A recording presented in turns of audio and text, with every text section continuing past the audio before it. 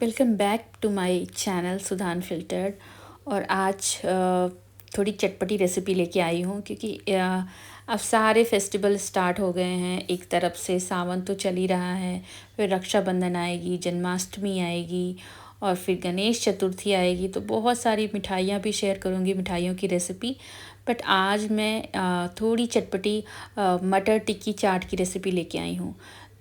जो लोग थोड़े चटोरे हैं और बाहर जाके बस यही सब चीज़ें खाने के लिए ढूँढते हैं, उनको तो बहुत अच्छा लगने वाला है। तो इसको बनाने के लिए मैंने यहाँ वाइट वाला मटर ले लिया है और करीब ये 150 ग्राम के आसपास था। तो इसको अच्छे से मैंने ओवरनाइट सोक कर दिया था और मॉर्निंग में अच्छे से इसको वॉश करके और फिर इसको अभी बॉईल करना है। तो थोड़ा सा नमक और थोड़ा सा बेकिंग सोडा डाल के और मैंने इसमें गर्म पानी ऐड कर दिया है और अब इसको 4 से 5 विसल आने तक पकाना है। तो फ्लेम धीमी करके ही मैं पका रही हूँ और इस तरह से थोड़ा सा गाढ़ा गाढ़ा सा हो जाना चाहिए। मतलब और मैंने दिखाया नहीं, मैं भूल गई दिखाना। इसके ऊपर जो छिलका होता है ना मटर का, जब हम इसे बॉईल करते हैं तो छिलके अलग हो जाते हैं, वो छिलका अलग कर लेना है। इसमें बिल्कुल नहीं रखना है इसको। और इस तरह से मटर अच्छे से गल भी गया है और ऐसा भी नहीं है कि पूरी ही ग्रेवी जैसी हो गई है, ऐसा कुछ नहीं है। थोड़ा थोड़ा मटर खड़ा खड़ा भी दिख रहा है। तो ऐसा ही हमें बनाना है, बहुत ज़्यादा गलाना नहीं है। और इसके बाद मैंने आलू ले लिया है। आलू बॉईल करके पहले से ही मैंने फ्रिज में लगा रखा था। तो थोड़ा सा टाइट सा हो गया है क्योंकि आप गर्मा गर्म आलू उबाल कर अगर इसकी टिक्की बनाएंगे तो बहुत चिपचिपा सा होता है, तो वैसा नहीं करना है। तो यहाँ पे मैंने 4 आलू ले लिया है। अब इसको अच्छे से छील के और इसको ग्रेट करना है। तो मुझे लगा कि 4 बहुत ज़्यादा हो जाएगा, तो मैंने 3 ही लिया।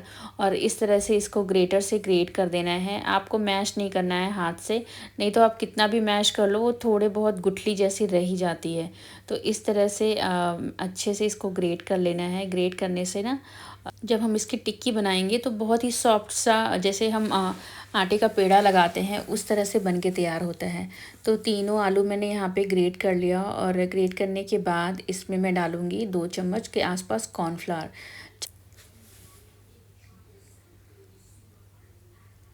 तो आप देखो कितना अच्छा ये अच्छे से ग्रेट हो गया है। जब आप बॉईल करके फ्रिज में रखते हैं ना तो इसका मॉइस्चर काफ़ी कम हो जाता है और इतना चिपकता नहीं है।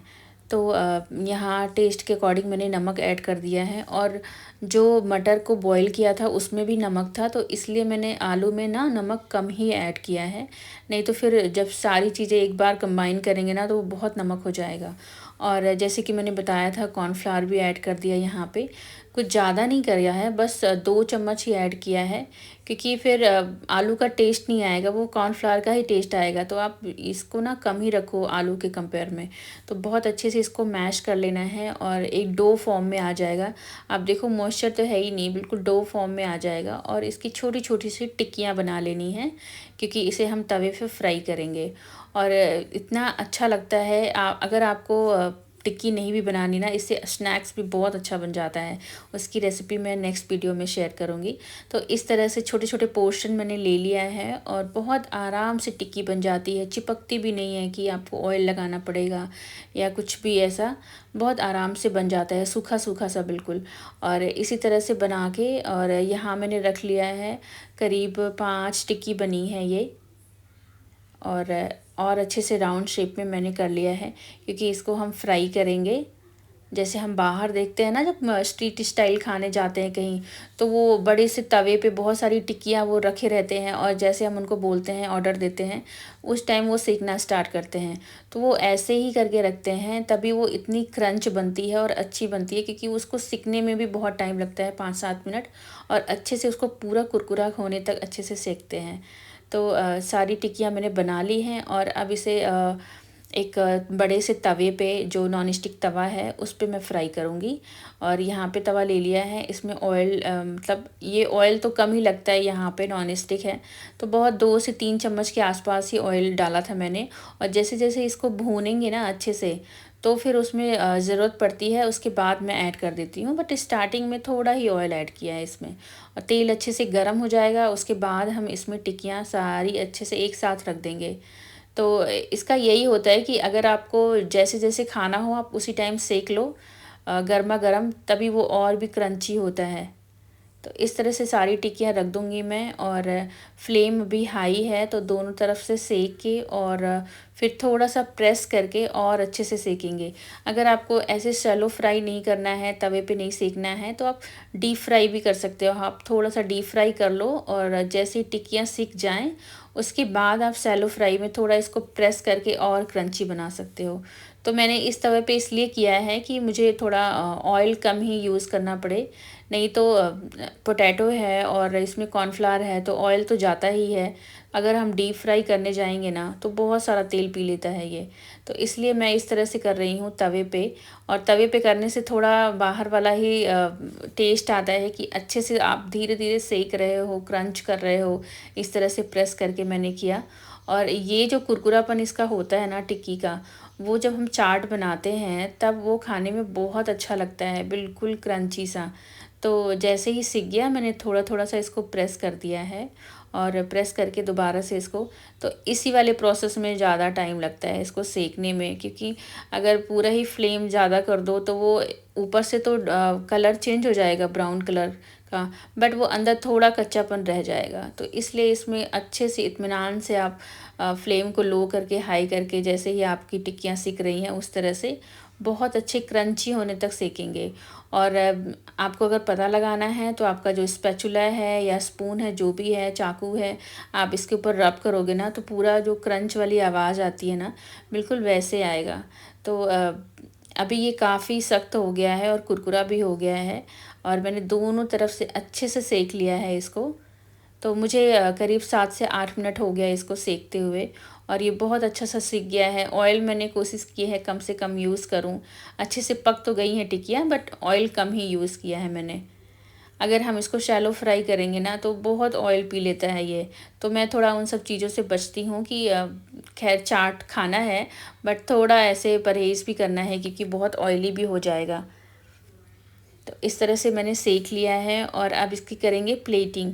तो यहाँ पे मैंने 2 टिक्कियाँ रख दी हैं, और इसको ऐसे आप तोड़ लो अपने कलछी से या स्पैचुला से, किसी भी तरीके से।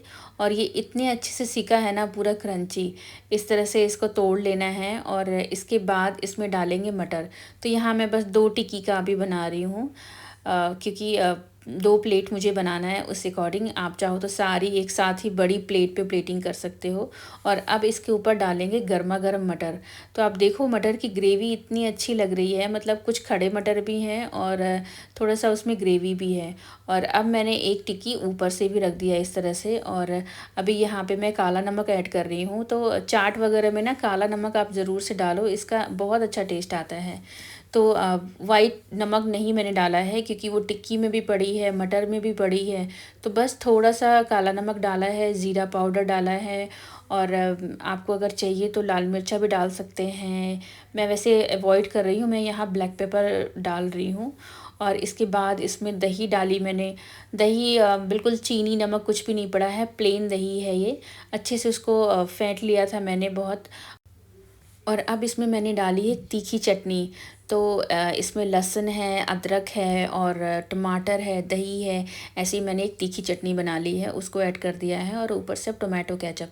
तो यहाँ मैं टोमेटो केचप डाल रही हूँ। अगर आपको घर में चटनी बना के डालनी है तो आप वो भी कर सकते हैं, बट मुझे टोमेटो केचप उसके कंपेयर में ज़्यादा अच्छा लगता है।